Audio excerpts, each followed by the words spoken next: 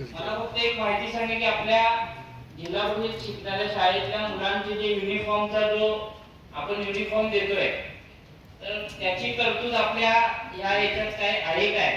आणि गेल्या वर्षी त्या मुलांना युनिफॉर्मला आपण 300 रुपये देत होतो आणि या वर्षी 240 रुपये त्यांना युनिफॉर्मला थांबत नाही किंवा त्या क्वालिटीचं तुमचे नंतर पैसे नाही म्हणून ती क्वालिटी ती मेंटेन करत नाही. त्यामुळे माझी एवढी विनंती आहे की तुम्ही 300 रुपये जागी 350 करा, 400 करा, तर त्या मुलांना तुम्ही चांगला ड्रेस द्यावा. आपल्या जिल्हा परिषद शाळेत शिकणारी मुले कष्टकरी सर्वसामान्यांची मुलं आहेत, त्यामुळे त्यांना युनिफॉर्म देताना तुम्ही चांगला द्यावा एवढी माझी विनंती आहे.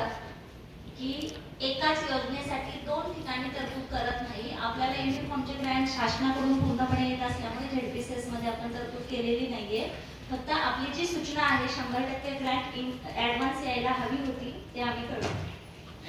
कपडे मिळणार त्याच तरतुदी कपडे आपल्या घ्यायचे काय? आता जर त्या मुलाने आता कपडे खरेदी केली तर 240 मध्ये शर्ट आहे ना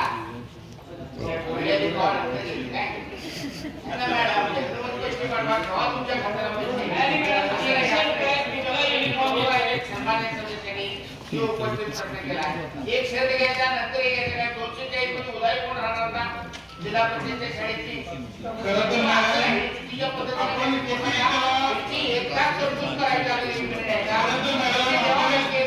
शिक्षण अधिकारी म्हणून किती त्याच्यावर सिरियस आहात हे तुमच्या चेहऱ्यावरून दिसते.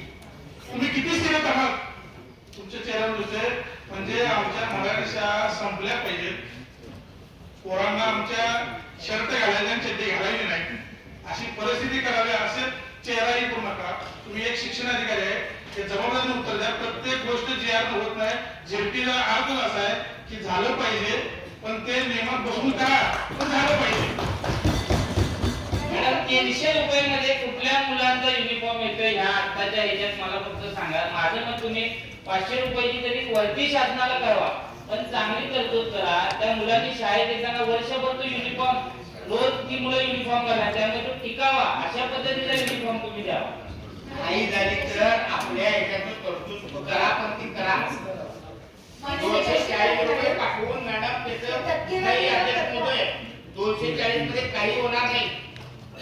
2 महिन्याच्या कालावधीत एक आता अक्षरशः गेल्या वर्षी काही खरोखर रेडेकर साहेबांनी जो प्रश्न उपस्थित केला तुम्ही इकडून दिलेले कपडे जर बघितला तर चड्डीचे एक पक्क खाली आणि एक पक्क वर आहे. कोण केलं कुणाचं माप कुणाला येते सांगा बघू.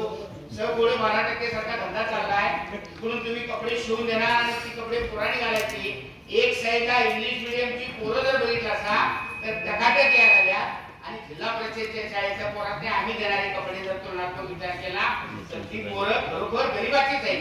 आणि त्या पोरांच्या कपड्यासाठी मी म्हणतोय आज कापड किती रुपये मीटर आहे याचा पहिला अभ्यास करा आणि मग त्याची तरतूद करा. आणि तो संबंधित गावातला टेलर निवडा की जो दोन्ही पाक्याचं माप गेला असा.